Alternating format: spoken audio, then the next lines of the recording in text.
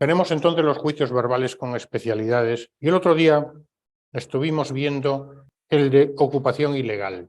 Estuvimos viendo el desahucio, pero me piden que repita, el precario no tiene ningún tipo de dificultad y me piden que repita un poco, comente un poco nuevamente el de la ocupación ilegal porque no quedó demasiado claro y hay algunas dudas. No tiene ningún tipo de dificultad, pero por si acaso, pues vamos a hacerlo, ¿no? Entonces aquí recordad que desahucios en el artículo 250, todo esto viene como consecuencia, repito, del caso práctico del año pasado, que da mucho la lata porque le llamaban posesorio y no lo es. Recordad que desahucios en el juicio verbal solo tenemos tres. Desahucio por falta, desahucio por falta de pago, desahucio por expiración legal o contractual del plazo y desahucio por precario. Esos son los tres tipos de desahucio que hay. Y recordad que el proceso es el desahucio y cuando se echa a la persona de la finca, eso es el lanzamiento. No confundamos los dos términos. Desahucio es el proceso y el hecho de lanzar, de echar de la finca, sea rústica o urbana, es lanzamiento. Se denomina diligencia de lanzamiento, que realizan pues, el gestor procesal y el funcionario del cuerpo de auxilio judicial de modo general. Si bien, bueno, pues hay los supuestos que estudiamos del 701, si la memoria no me falla, donde va únicamente el gestor procesal acompañado de la fuerza pública si fuera necesario. Entonces, en el 251.4 lo que se ve son posesorios. La defensa del hecho de la posesión. Y aquí verdaderamente lo que se defiende es la posesión de una cosa o derecho. Fijémonos que en el primer párrafo, digamos que no se habla de bien mueble o bien inmueble, una cosa o derecho. Posesión de una cosa o derecho, con independencia del derecho que se tenga a poseer frente al despojo o a la perturbación de un tercero. Recordad que es un sumario, por tanto, carece de efectos de cosa juzgada, ¿no? Muy bien, entonces otra cuestión que tendríamos que tener en cuenta es que el plazo para el ejercicio de la acción es 1 año desde el acto de la perturbación o despojo. La legitimación activa, pues evidentemente aquel que se halle en la posesión, en la tenencia de la cosa o derecho, y la legitimación pasiva corresponde pues al que pretende perturbarlo o lo perturba o pretende despojarlo de la posesión. Procedimiento. No hay, en el caso de la primera parte del artículo 251.4, no hay ningún tipo de especialidad procedimental. Es el juicio verbal que hemos estudiado. Pero se nos introduce en el año 18 pues la recuperación de una vivienda o parte de ella, digamos, como un posesorio. Lo que se pretende igualmente es recuperar la vivienda por aquella persona que ha perdido la posesión. Es decir, un señor que tiene un apartamento en la playa de San Juan y vive en Madrid o vive en Alicante o donde vosotros queráis. Entonces, bueno, pues se ha metido una persona dentro de ese apartamento. La propiedad corresponde al dueño, el que vive en Madrid o en Alicante, pero la posesión la tiene aquel que ha entrado ilegalmente en la vivienda. Entonces, básicamente aquí lo que, repito, se protege es la posesión. Y dice la ley que esto es importante a efectos de, aunque lo tenemos un poco más abajo, a efectos de contestar una pregunta tipo 3. ¿Podrán pedir la inmediata recuperación de la plena posesión de una vivienda o parte de ella, siempre que hayan sido privados sin su consentimiento, la persona física que sea propietaria o poseedora legítima o por otro título? Es decir, persona física, don José López o doña María Martínez, propietaria o poseedora. Es decir, únicamente está legitimado activo el propietario? No. Aquella persona que tiene un contrato de arrendamiento del apartamento de la playa de San Juan que estamos comentando, ¿podría acudir a este proceso? Sí. También está legitimado activamente las entidades sin ánimo de lucro con derecho a poseerla y las entidades públicas, propietarias o poseedoras legítimas de vivienda social. Es decir, aquí lo que se nos excluye de la legitimación activa son las empresas, que era lo que comentaba yo el otro día, aquellas entidades con ánimo de lucro, aquellas que tienen un edificio de apartamentos o varios apartamentos en diferentes edificios y se dedican a alquilarlos o se dedican a comerciar con ellos, ¿no? Entonces, el objeto del proceso ya lo he dicho, recuperar la posesión. La propiedad no se ha perdido nunca. La legitimación activa, bueno, lo acabo de decir, no tiene mucho más. La legitimación pasiva, ¿a quién hay que demandar? A los ocupantes ilegales conocidos, si se conocen, desconocidos, si no se sabe quiénes son. A ver, recordad que la diferencia entre un desahucio por precario y este posesorio es que el precarista lo hace de buena fe, posee la vivienda de buena fe. Aquí no, en este posesorio no, en este posesorio pues todos sabemos lo que es un ocupa con K, simplemente entra. No estamos discutiendo nada si el derecho a la vivienda previsto en la Constitución, eso no son cuestiones que discutamos aquí. Aquí lo que discutimos es que un señor tiene la posesión, la propiedad y la posesión, o simplemente la posesión de una vivienda y alguien se la ha quitado, la posesión, ¿vale? Muy bien. Por eso insisto tanto que es un posesorio. Procedimiento. Y aquí es donde, bueno, venía el problema, ¿no? La demanda, forma ordinaria, tal y como la que hemos visto, y debe interponerse en el plazo de caducidad de 1 año, igual que en el otro, no se excluyen, igual que en el otro posesorio. El demandante podrá solicitar la inmediata entrega de la vivienda y, lógicamente, habrá de aportarse con la demanda, bueno, pues el título, siempre recordemos los documentos procesales, el Poder General para Pleitos o Apudata, si hay algún tipo de representación. Aquí es difícil, salvo que sea pues una entidad sin ánimo de lucro, una persona que actúe en nombre de una ONG, ¿vale? O una persona que actúe en nombre de esta entidad pública, propietarias o poseedoras de vivienda, tendrán que documentarlo. Y por último, el valor de la cosa litigiosa, ¿no? El que sería el tercer documento procesal, ¿vale? Muy bien. Entonces, perdón que me he ido un poco más abajo. Vale, muy bien. Estábamos un poco por aquí. Sí, legitimación, perfecto. Muy bien, procedimiento, los documentos procesales y los documentos de fondo. Los documentos procesales que acabamos de decir, oiga, yo tengo este contrato de arrendamiento y resulta que me he ido a pasar unos días pues a no sé dónde y cuando vine la vivienda estaba ocupada. Ese sería el documento de fondo. Admisión de la demanda. Se ha presentado la demanda, el señor letrado de Administración de Justicia admite en su caso o da cuenta al juez, como hemos visto. Esto aquí ya no lo hemos repetido, ya no lo repetimos porque es lógico. Si el letrado entiende que no procede la admisión, da cuenta al juez, como en cualquier otra demanda. Y dice, aquí es de donde viene un poco el problema, ¿vale? Perdona que estoy admitiendo una compañera. Viene un poco el problema. Aquí hay dos posibilidades, que en la demanda se haya pedido, digamos, la inmediata entrega de la posesión de la vivienda, es decir, que aduzcan, oiga, quiero que se me entregue ya porque la necesito. Y dice, se requerirá a los ocupantes para que en el plazo de 5 días presenten título que legitime la posesión. Es decir, si en la demanda se solicita la entrega inmediata, pues de forma rápida se requerirá a los ocupantes para que en el plazo de 5 días presenten los títulos que legitiman la posesión de la vivienda.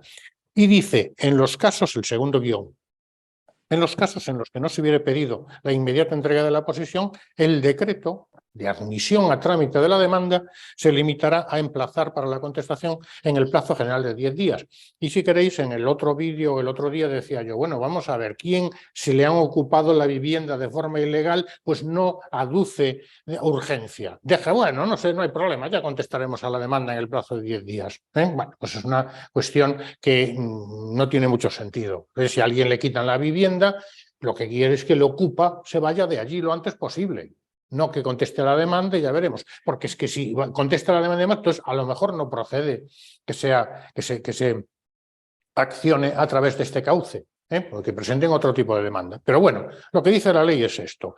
Urgencia, entonces se le requiere para que presenten los títulos en 5 días. Si no hay urgencia en la entrega de la vivienda, pues entonces contestación a la demanda en el plazo de 10 días. Entonces, a partir de aquí, pues o bien notificamos para que contesten a la demanda, o notificamos en todo caso el decreto de admisión a trámite de la demanda. O la requerimos para que presenten los documentos en 5 días o le emplazamos para que contesten a la demanda. Por eso pongo yo aquí notificación, requerimiento y emplazamiento, según lo que proceda. Notificar en todo caso el decreto de admisión a trámite de la demanda y lo que se ha acordado, que presenten los documentos en el plazo de 5 días, para lo cual se les requiere, o se les emplaza por 10 días para que contesten a la demanda si no se ha pedido la inmediata entrega de la vivienda. Y dice, la notificación se hará a quien se encuentre habitando en la vivienda, ya sean ocupantes ilegales, conocidos o desconocidos. En el caso de que sean desconocidos, se podrá practicar la notificación contra los mismos y, al efecto de proceder a la identificación del receptor, quien realice el acto de comunicación, que de modo general es el funcionario del cuerpo de auxilio, de acuerdo con lo dispuesto en digamos, la Ley Orgánica del Poder Judicial, artículo 478, si la memoria no me falla, pues es el funcionario del cuerpo de auxilio, podrá ir acompañado de la fuerza pública, de los agentes de la autoridad. El plazo, 3 días, que es el plazo general de acuerdo con el 151. Bueno, dice, se efectuará el requerimiento de la presentación del título en el caso de que se haya pedido la inmediata entrega, y si no se ha pedido la inmediata entrega, pues entonces emplazamiento por 10 días para que contesten a la demanda. Y fijémonos, también importante, dice, si el demandado no contesta a la demanda, en el plazo legalmente previsto, se procederá de inmediato a dictar sentencia donde se acordará el lanzamiento sin el plazo de espera de 20 días del 548, que era lo que comentábamos el otro día. Entonces, fijémonos que hay 2 resoluciones distintas, y esto es importante a efectos de una pregunta tipo test. Dice, si se ha pedido la entrega inmediata, en el supuesto de que el título no sea bastante, entonces se dictará auto contra el que no cabe recurso irrecurrible, que ordenará la inmediata entrega de la vivienda y se llevará a efecto contra cualquiera de los ocupantes que se encontraran en ese momento en la misma. Es importante lo del 441.1 ter, si la memoria no me falla, lo de la comunicación, porque es en todos los casos de lanzamiento, lo de la comunicación en el caso de que se haya otorgado el consentimiento a los servicios públicos competentes en materia de política social, para que en el plazo de 7 días puedan adoptar las medidas necesarias para dar protección a aquellas personas que van a ser lanzadas. Pero lo que nos interesa a efectos procedimentales, auto y recurrible. Y en los casos en los que no se hubiera pedido la inmediata entrega de la posesión, aquí tendríamos 2 posibilidades. Contesta la demanda o no contesta. Si no contesta, la cuestión es clara. Sentencia que no precisa de demanda ejecutiva, es decir, no precisa el plazo de espera del 548 y será inmediatamente ejecutiva, como acabamos de ver. Y si contesta la demanda, la oposición del demandado tendrá que fundarse exclusivamente en la existencia de título suficiente frente al actor para poseer la vivienda, o la falta de título por parte del actor. Es decir, si se contesta la demanda, ¿qué se puede decir? Oiga, yo tengo este título, este contrato, que he firmado, pues no sé, con el anterior propietario, o he firmado con etcétera. O el actor, el demandante, no tiene título suficiente para presentar la demanda, para, evidentemente, intentar lanzarme de aquí por esto y por lo otro. Entonces, aquí ya se celebraría la vista y se dicta sentencia. Dime. Sí, claro. 5 años con el propietario de la vivienda. El propietario, por algún motivo, realiza la venta de un inmueble, o por ejemplo se lo embarga y a ti te quieren echar si tu contrato es vigente. Pero es que entonces no estaríamos, lo que se me dice, lo que se me pregunta, por si no lo habéis oído, es lo siguiente: se firma, claro, no sería este proceso, se firma un contrato con el propietario de la vivienda. Vale, el contrato está vigente, y se transmite la propiedad de la vivienda. El contrato sigue vigente, pero incluso me atrevería a decir más, aunque el contrato no esté vigente, se transmite la vivienda con la persona que la está ocupando. Y en este caso habría que ver qué tipo de contrato tiene, si existió una posesión tolerada. Supongamos que el antiguo propietario de la vivienda había permitido, pues, que ocuparan la vivienda, pues no sé, por una renta mínima, o incluso porque hicieran no sé qué trabajos, etcétera. ¿no estaríamos ante un posesorio de ocupación ilegal? Precario. Estaríamos, en su caso, ante un precario. ¿Vale? Nada. Bueno, sigamos un poco entonces, si queréis. Yo creo que la suspensión de obra nueva, yo creo que ya no tiene ningún tipo de dificultad, ¿eh? Quizás el problema lo teníamos con la ocupación ilegal en su caso. Y bueno, la suspensión de obra nueva, bueno, pues también es un juicio verbal especial para paralizar, digamos, la construcción de una obra nueva. La legitimación activa corresponde, bueno, pues al titular del derecho, el beneficiario de la situación posesoria. Recordamos que es un posesorio. Y también se ha reconocido al administrador de los perjudicados, al comunero, al arrendatario, frente al arrendador, etcétera. Y evidentemente, el legitimado pasivo, el demandado, es el dueño o titular de la obra que se trata de impedir, que se trata de paralizar. Procedimiento, aquí tendríamos una posibilidad de suspender rápidamente la obra. Por eso se le llama fase sumarísima o rápida. Tiene por objeto la suspensión inmediata y provisional de la obra, y otra posterior, que donde ya tiene por objeto establecer si se consolida, si se continúa con la suspensión de la obra, y por tanto esta suspensión adquiere carácter definitivo sin perjuicio, repito, porque es un juicio posesorio. ¿Puede dilucidarse esta cuestión en un juicio plenario posterior? Sí, el juicio posesorio es un sumario. ¿Vale? Esto es un poco lo que acabo de decir. Admitida la demanda, antes incluso de que se dé traslado para la contestación a la demanda, el tribunal dirige un orden de suspensión al dueño o encargado de la obra. Se puede ofrecer caución para continuarla en dinero en efectivo, mediante aval bancario, solidario de duración indefinida y pagadero a primer requerimiento. ¿Vale? No hay mucho más. Dice también, el tribunal puede disponer que se lleve a cabo reconocimiento judicial, pericial o conjunto antes de la vista. Recordemos que el reconocimiento judicial puede celebrarse también al mismo tiempo que una prueba pericial o incluso una testifical, ¿no? Bueno, esto no tiene mucho más, Y aquí tendríamos ya también el siguiente, que sería la demolición de la obra ruinosa. Bueno, lo que antes eran los famosos interdictos. Aquí lo que se pretende es derruir una obra, edificio, árbol, columna o cualquier otro objeto análogo que amenace con causar daños al demandante. También sumaria, tutela sumaria. Bueno, legitimación activa. Bueno, pues evidentemente quienes prueban una propiedad contigua o inmediata, es decir, aquellos vecinos a los que les está amenazando, pues esa obra que amenaza ruina, pues evidentemente caerles en su propiedad o incluso causarle lesiones, ¿no? Vale, también los que tengan la necesidad de pasar por las inmediaciones del objeto de la ruina. Bueno, esto ya son cuestiones un poco más antiguas. Supongamos una casa que tiene un camino, entonces pues hay un árbol de otra vivienda contigua que se va hacia el camino y puede una rama causar lesiones con ocasión de que haya pues un temporal de viento o algo, ¿no? Legitimación pasiva, pues lógicamente pues el propietario de aquella obra o objeto u obra que amenaza ruina, ¿no? En relación con el procedimiento, no se prueban, no hay especialidades, no se contemplan especialidades de trámite. Tendríamos ya la tutela de derechos reales inscritos. Aquí, bueno, pues evidentemente también lo comentábamos, que es una pretensión por la que el titular de derechos inscritos en el registro de la propiedad pide su efectividad frente a quienes, sin título inscrito, se opongan a aquellos o perturben en su ejercicio.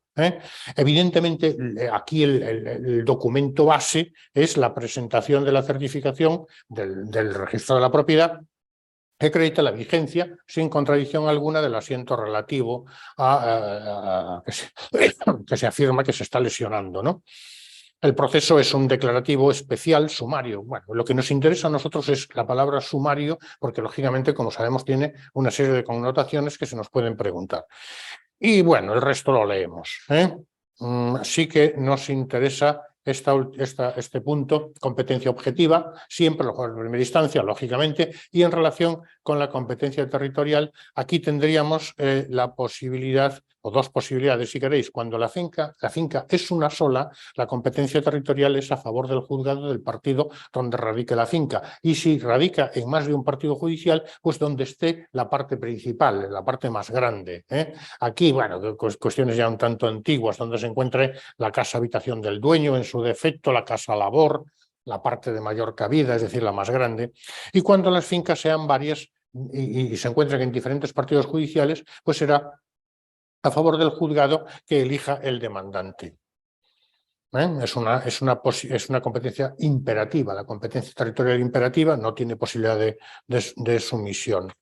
¿Quién es el legítimo adoptivo? Bueno, pues el que tiene el título del registro de la propiedad que reconoce el derecho, ¿no? ¿Y quién tiene la legitimación pasiva? Bueno, pues aquel que sin tener el título inscrito, bueno, pues se opone a los derechos del demandante, del actor. Procedimiento. Aquí es importante también a efectos de una pregunta tipo test porque tiene peculiaridades.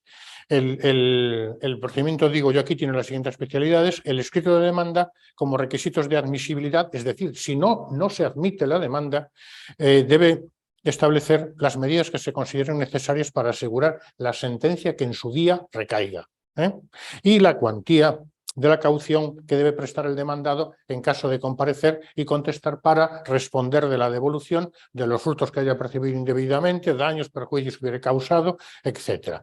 Serían estas dos cuestiones: medidas para asegurar la sentencia y cantidad de la caución que debe prestar el demandado. Y debe acompañar, lógicamente, el documento en donde funda su derecho, que sería una certificación literal del registro de la propiedad donde conste el derecho que pretende reclamar. Tan pronto se admita la demanda, recordemos que la demanda la admite el letrado, pero fijémonos, el tribunal adoptará las medidas solicitadas según las circunstancias, adoptará, a ver, en el caso de que procedan a juicio del tribunal, para asegurar en todo o en parte el cumplimiento de la sentencia que recayere, lo que se llevará a efecto sin oír al demandado. Nuevamente tenemos ahí una fase rapidísima, ¿no? Una fase, podríamos llamarle sumarísima.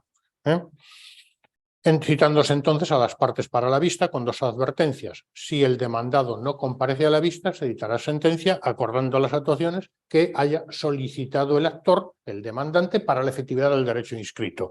Si el demandado comparece a la vista, deberá prestar la caución en la cuantía que haya fijado el juez dentro de la solicitada por el actor. El actor podrá haber pedido pues 5.000 y el juez dice, bueno, no, yo creo que con 2.500 será suficiente. Caución y vista. Si el demandado comparece a la vista, se le requiere para que preste la caución, si no ha renunciado y dentro de lo solicitado por esta. La caución, como siempre, será prestada mediante dinero en efectivo, aval solidario de duración indefinida y pagadero primer requerimiento, etc. Y aquí viene lo importante, que es el 444.2. Prestada la caución, perdón, el demandado comparecido puede oponerse a la demanda, pero las excepciones de fondo, es decir, las causas de oposición están tasadas. ¿Por qué? Porque esto, vuelvo a decirlo, son juicios donde únicamente se va a ver aquello que es objeto del mismo. Entonces, falsedad en la certificación del registro, omisión de ella, de derechos o condiciones inscritas que desvirtúen el derecho que aduce el demandante. Poseer el demandado la finca o disfrutar del derecho por contrato o por cualquier otra relación jurídica con el último titular. Es el ejemplo que nos estaba poniendo la compañera. Oiga, yo tengo este inmueble porque tengo un contrato firmado y en vigor con el antiguo titular. Por tanto, poco se puede hacer contra eso. O anteriores, en virtud de prescripción, siempre que ésta deba perjudicar al titular escrito, etcétera, ¿no? Que la finca o derechos se encuentren inscritos a favor del demandado. Esto sería un error tremendo por parte del demandante, ¿no? Y así lo justifique presentando certificación del registro de la propiedad. Oiga, no, mire, la finca es mía, aquí está el título, la suya no lo es o no sé lo que pasa. Entonces el juez tendría que comprobar cuál de los dos títulos es el correcto. O no ser la finca inscrita la que efectivamente posee el demandado. Es decir, a veces, como sabemos, las fincas pues están mal reseñadas o lo que sea, y entonces es una finca diferente, no es la mía es esta, la suya pues será la de al lado, no lo sé.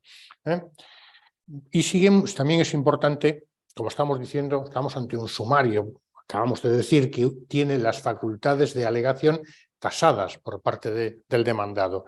Dice, el demandado podrá discutir en otro proceso declarativo, aquí sí, plenario, ya el resto de alegaciones de prueba que tenga. Bueno, no hay mucho más que los medios probatorios, como en cualquier juicio verbal, etc. El juicio de alimentos sería el siguiente, ¿no? El juicio de alimentos, comentábamos que por cualquier disposición legal o por otro título. Y aquí la diferencia fundamental con los anteriores es que estamos en un plenario. Por tanto, aquí sí que se discute la totalidad del objeto del proceso. Y decíamos también que, digamos, el ámbito de aplicación de este juicio puede ser el siguiente: la petición de alimentos de forma autónoma. Y, bueno, la prestación de alimentos también podría ser en el caso de los procesos de demanda, separación o divorcio del matrimonio. Verdaderamente, en el caso de un proceso matrimonial, los alimentos ya se acuerdan en la misma sentencia donde se acuerde la nulidad o el divorcio, la separación en su caso. Digo yo aquí, solo en el primer supuesto, en que sea un proceso autónomo donde se reclamen alimentos, pues estaríamos ante este juicio, si no, no. Y el punto segundo también nos dice, la obligación de alimentos puede derivarse de una relación de parentesco, alimentos legales que se regulan en los artículos del 142 al 150, o de un contrato de renta vitalicia, como aquí decimos, también mortis causa. Legitimación, no hay especialidades procedimentales. Sí que se nos dice, y esto es importante, el 266, que debe acompañarse a esta demanda de alimentos aquellos documentos que justifiquen cumplidamente el título en virtud del cual se piden alimentos, ¿no? Y si están obligados varias personas a satisfacer los alimentos, pues estaríamos ante un litis consortio pasivo necesario del artículo 12.2 de la Ley de Enjuiciamiento Civil. Competencia y procedimiento, pues competencia al juez de primera instancia. Y en cuanto al procedimiento, decimos que la sentencia tiene naturaleza mixta. ¿Por qué? Básicamente porque lo mismo que se determinan la condición de alimentis, el deber, el derecho a percibir alimentos y el deber de pagar alimentos, y también te condena a satisfacer las cantidades que sean necesarias, ¿no?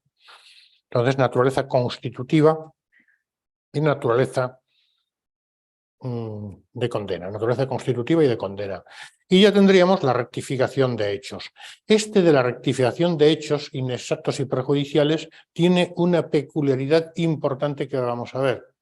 Se regula, se menciona, como todo el mundo sabe, en el artículo 251 de la Ley de Enjuiciamiento Civil, pero se regula en una ley orgánica, que es la Ley Orgánica 284 de 26 de marzo, que regula el derecho de rectificación.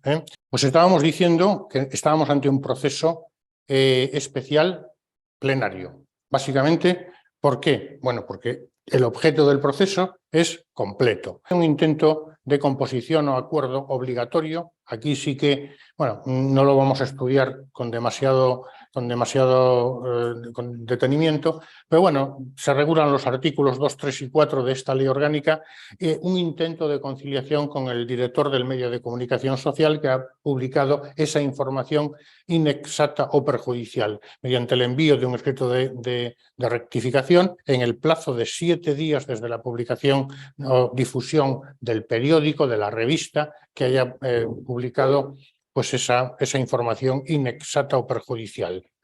El director del medio, si no quiere, digamos, bueno, pues discutirlo ante los tribunales, podrá o deberá publicar o difundir gratuita e íntegramente la rectificación dentro de los 3 días siguientes. Dicho de otro modo, antes de llegar a presentar la demanda, exige la ley que se requiera al director del periódico, al director de la publicación, se dice periódico, pero del programa de radio, del podcast o del programa de televisión, que ha emitido esa información inexacta o perjudicial para que en los 3 días siguientes pues publique la rectificación. El otro día emitimos esta información, pero hemos venido a conocimiento de que es inexacta por esto y por lo otro. Muy bien, con eso ya en principio quedaría resuelta la cuestión. Si en los plazos señalados no se hubiera publicado o divulgado la rectificación o se hubiera notificado expresamente que no se va a rectificar porque entiende que la información es correcta, bueno, pues evidentemente queda ya libre la posibilidad de acudir al juzgado transcurrido el plazo de los 7 días hábiles siguientes. Bueno, no tiene mucho más. Competencia territorial también es diferente. El juez de primera instancia de su domicilio a elección del actor o del lugar en donde radique la dirección del medio de comunicación. ¿Vale? Y en relación con la postulación es donde tenemos una pequeña diferencia. Recordad que estamos en un proceso del 251, por tanto es necesario para todos ellos abogado y procurador. Muy bien, pues en este caso concreto no lo es. ¿Y por qué no lo es? Hemos dicho que esto se regula en una ley orgánica. Y la ley orgánica establece que no es necesario abogado y procurador. Por tanto, la ley de enjuiciamiento civil regula que sí, pero la ley orgánica regula que no. Consecuentemente, en virtud del principio de jerarquía normativa, pues no es necesario abogado y procurador. Digo yo aquí, si bien la ley no excluye la participación de estos profesionales, como hemos visto. Demanda, bueno, pues evidentemente la ley orgánica todavía establece el sistema antiguo de que admite o inadmite la demanda al juez. Bueno, esto verdaderamente ya es una cuestión menor, ¿no? Que la admita el letrado sería una cuestión, digamos, de trámite más que otra cosa. Ahora sí, si se va a inadmitir, tiene que hacerlo el señor juez. Y el trámite es muy sencillo, se convoca juicio verbal, que lo hace con el rectificante de una parte y con el director de medio de comunicación por otra. Bueno, esto ya, como decimos, una simple lectura. El juez podrá reclamar de oficio que el demandado remita o presente la información enjuiciada, su grabación o reproducción escrita. Solo se admitirán las pruebas que, siendo pertinentes, puedan practicarse en el acto. La sentencia se dictará en el mismo día o al siguiente del juicio. Bueno, es difícil porque, claro, estamos en tramitación y auxilio. ¿Podría hacerse una pregunta sobre esto? Oiga, en este procedimiento concreto, ¿cuándo se dictará sentencia? Pues en el mismo o al día siguiente del juicio. El fallo se limitará a denegar la rectificación o a ordenar su publicación o difusión en la forma previstos para la rectificación extraprocesal. Bueno, evidentemente la sentencia, como toda sentencia, deberá imponer necesariamente las costas procesales. Bueno, necesariamente, en este caso concreto, en algunos supuestos, el juez puede no imponer costas. 394 de la Ley de Enjuiciamiento Civil, pero aquí se dice necesariamente. En aquellos supuestos en que el juez entienda que el proceso, bueno, pues tenía serias dudas de hecho, de derecho, puede no hacer expresa condena en costas. Y si no hace expresa condena en costas, cada parte pagará las suyas y las comunes por mitad. Esto es la regla general, pero aquí se nos dice necesariamente. La sentencia estimatoria deberá cumplirse en sus propios términos y la letra H, que nos dice no son susceptibles de recurso alguno las resoluciones que dicta el juez en este proceso, salvo el auto de inadmisión por improcedencia manifiesta, que será apelable dentro de los 3 días siguientes al de la notificación sin audiencia del demandado, y la sentencia, que también será apelable sin efecto suspensivo. Es decir, el procedimiento pues, es muy antiguo y se regula completamente diferente a la ley de enjuiciamiento civil. Incluso el recurso de apelación, el plazo de interposición, etcétera, ¿no? Bueno, simplemente comentarlo, que sepamos que está ahí y esta peculiaridad de que sí que se necesita, de que no se necesita abogado y procurador, el intento de conciliación con el director del medio, la competencia territorial que también es diferente, estas cosillas. ¿De acuerdo? Muy bien. Y ya pasemos, si queréis, al juicio verbal en materia de compraventas a plazos y arrendamientos financieros. Bueno, estos son los números 10 y 11 del artículo 251. Ya los hemos visto cuando comentamos el ámbito de aplicación del juicio verbal. Lo que pasa es que ahora vamos a verlos con un poquitín más de detenimiento. Yo intentaba explicar en aquel momento las diferencias entre uno y otro, porque bueno, parece que se meten todos en el mismo saco cuando no lo son. Aquí tenemos el número 200, el número 10 del 251 se refiere a compraventas y en el caso del número 11 se refiere a arrendamientos o compraventas sin reserva de dominio. Perdonad por la voz, pero el tiempo este es tremendo. Bueno, ya lo hemos comentado también así un poquillo.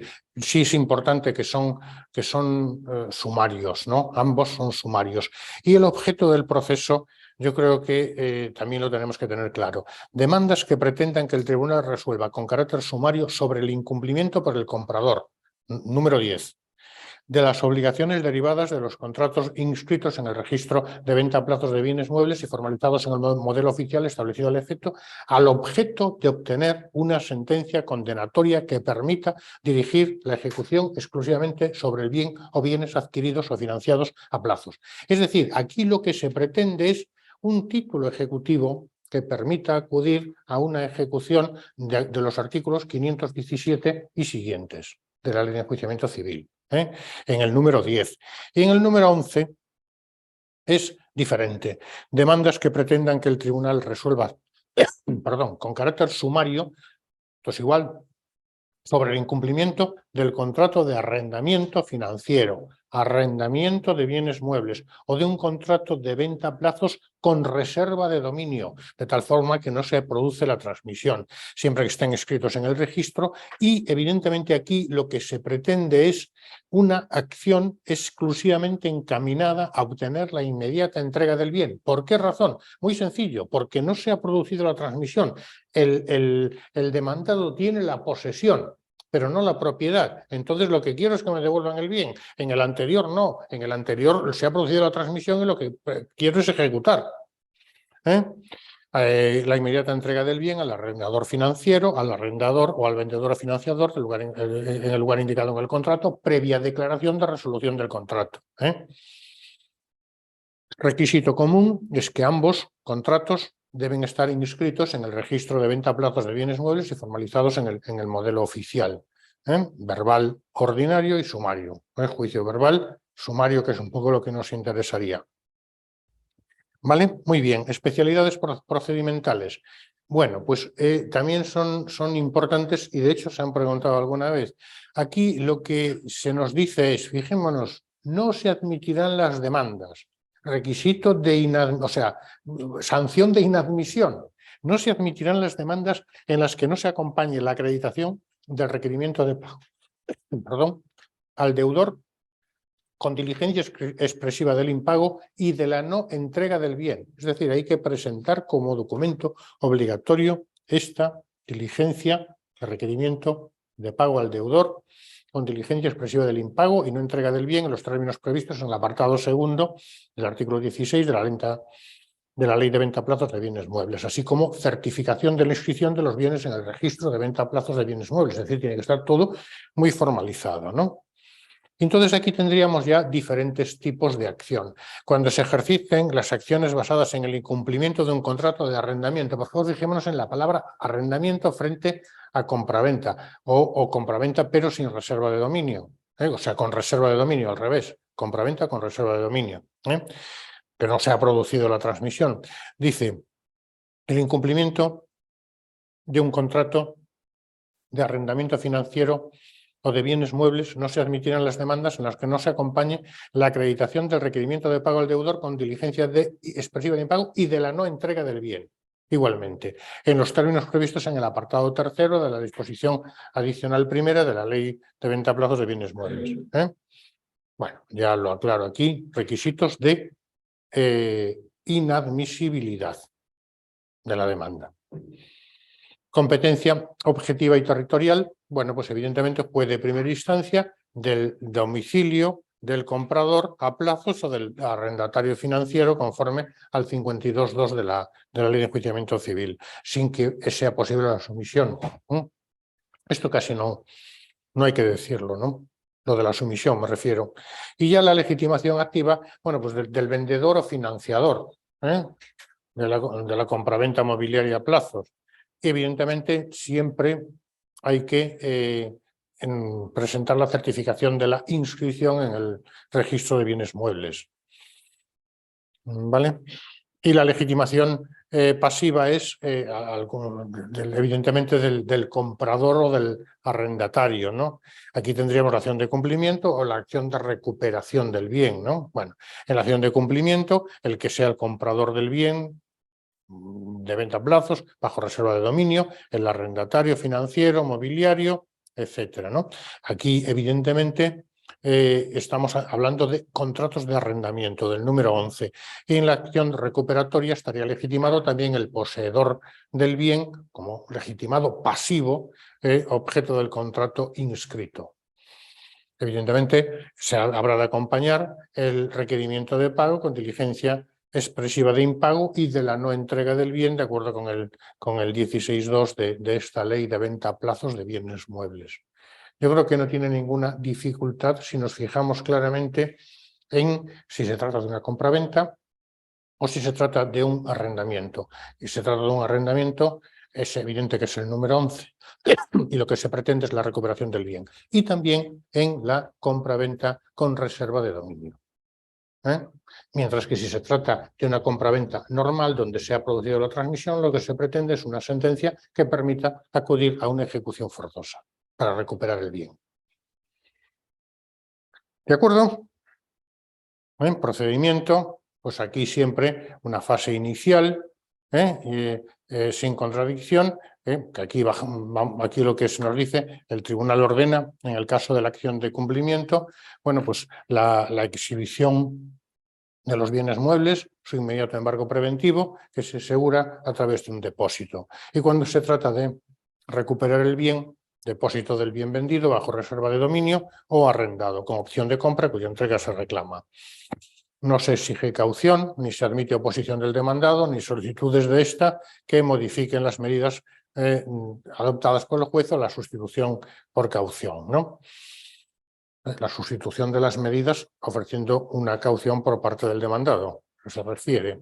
El letrado emplaza al demandado por 5 días para que se personen las actuaciones por medio de abogado y procurador, al objeto de contestar a la demanda, y el tribunal dicta sentencia estimatoria de la demanda en estos supuestos, si el demandado no comparece y contesta la demanda o pretende fundamentar la demanda en una de las causas que no esté prevista en la ley. Las causas del 444.3, o tampoco asiste a la vista, es decir, dicta sentencia estimatoria de la demanda. Asiste a la vista pero no mantiene su oposición o funda su oposición en una de las causas que no prevé el 444.3. Si no asiste a la vista, si asiste a la vista pero no mantiene su oposición o fundamenta su oposición en una causa que no sea una de las del 444.3, pues puede ser sancionado, resulta sancionado con multa de hasta la quinta parte del valor de la reclamación, con un mínimo de 180 euros cuando se sentencia en los 3 supuestos que acabamos de ver.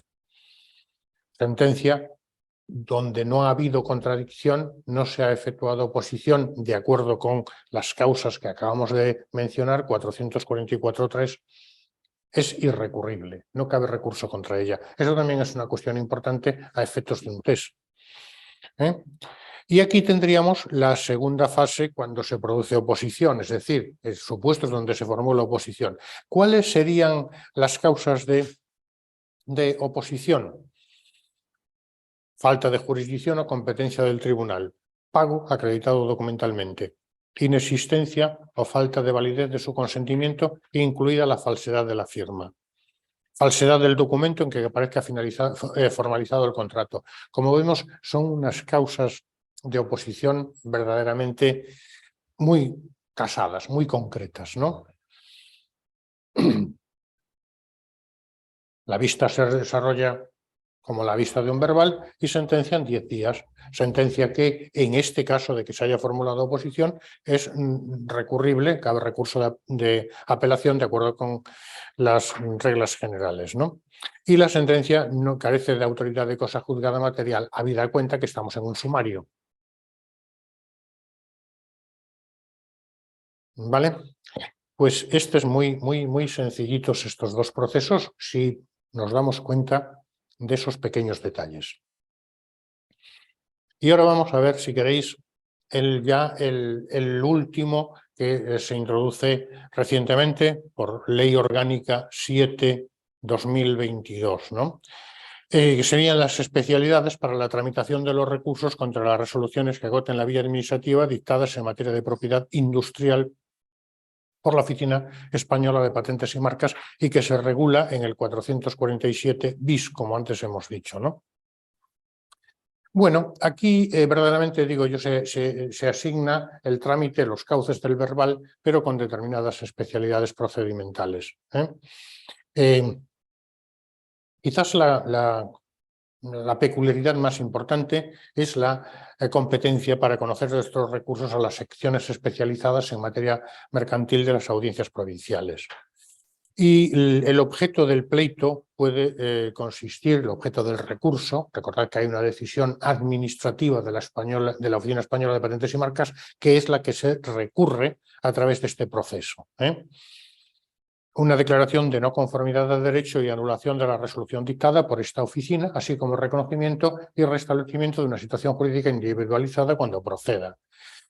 En relación con las especialidades de este proceso, así de un modo muy rápido y sin meternos en demasiadas honduras, la legitimación, bueno, pues la ostentan las partes intervinientes en el procedimiento administrativo previo ante la Oficina Española de Patentes y Marcas.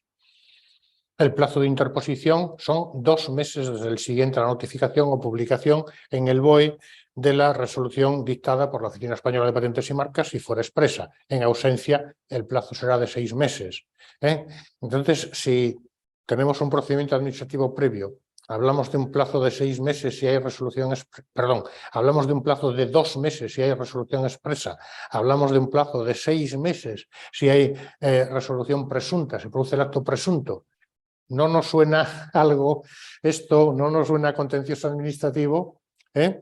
Bueno, trámite, pero no suena únicamente. Recordad que la competencia es un proceso civil cuya competencia objetiva corresponde a las audiencias provinciales especialistas en materia mercantil, ¿no? Admitido el recurso, el letrado requerirá a la Oficina Española de Patentes y Marcas para que remita el expediente administrativo en el plazo de 20 días. Si no se recibe, se reitera la reclamación. Recibido el expediente, el señor letrado del juzgado acordará el emplazamiento de los interesados para que en 9 días se personen como demandados. Y esto tiene que seguir recordándonos al proceso contencioso administrativo, ¿no? El emplazamiento de la Oficina Española de Patentes y Marcas se entenderá efectuado por la reclamación del expediente y se entenderá personada la oficina por el envío del mismo.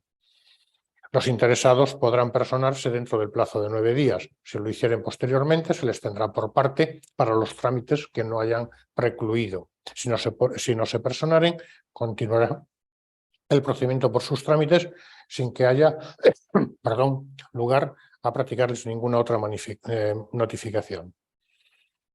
Demanda en 20 días, se entrega el expediente al recurrente para que deduzca demanda en 20 días. Si la demanda no se presenta dentro del plazo, el Tribunal de Oficio acordará el archivo del actuado y, presentada la demanda, el letrado hará traslado de la misma, bueno, pues evidentemente a los interesados que hubieran comparecido para que contesten en 20 días.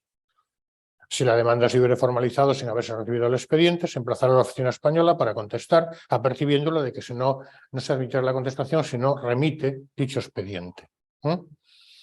¿Vale? Frente a la sentencia que eventualmente dicte la audiencia provincial, que habrá recurso extraordinario por infracción procesal ante la Sala Civil y Penal del TSJ que corresponda, o recurso de casación ante el Tribunal Supremo. Y pongo yo aquí una llamada, aquí abajo, un poco para aclararnos esto de los recursos, ¿no? Evidentemente, se modifica el artículo 468 de la Ley de Enjuiciamiento Civil, en virtud del cual conocerán estas salas de lo civil de los TSJ de las sentencias que se editen por las audiencias provinciales especializadas en mercantil. Pero si lo recordamos, el artículo 468 de la Ley de Enjuiciamiento Civil no está en vigor, porque así lo establece la disposición final 16ª de la misma. Recordad que la competencia actualmente, excepto en materia de derecho foral, Para conocer el recurso extraordinario por infracción procesal corresponde a la Sala Primera del Tribunal Supremo, al igual que el recurso de casación, a que se refiere el artículo 477.4 de la Ley de Enjuiciamiento Civil, donde se establece que podrán recurrirse en casación determinadas sentencias de las audiencias provinciales, concretamente aquellas que hayan recaído en los recursos contra las resoluciones que agotan la vía administrativa dictadas en materia de propiedad industrial por la Oficina Española de Patentes y Marcas. Esto sí está en vigor y será conocido, evidentemente, por la Sala Primera del Tribunal Supremo. Entonces, ahí, si queréis, os remito al artículo 24, perdón, al artículo no, al tema 24.2, donde estudiamos los recursos extraordinarios, en concreto el recurso extraordinario por infracción procesal y el recurso de casación. ¿De acuerdo? Pues hasta aquí. Hasta Alfredo, aquí que dice que este tipo no se tramitará por el juicio verbal, sin embargo, el plazo son de 20 días, ¿no? Sí, a ver, se tramita por el juicio verbal, pero si nos damos cuenta, pues todo el trámite es prácticamente calcado del procedimiento primero única instancia contencioso administrativo. ¿Vale? Sí, está claro. Entonces, bueno, se dice que es una cosa curiosa, porque como antes comentábamos, se recoge en el 249.1.4, si la memoria no me falla, que nos preguntaba antes Estefanía.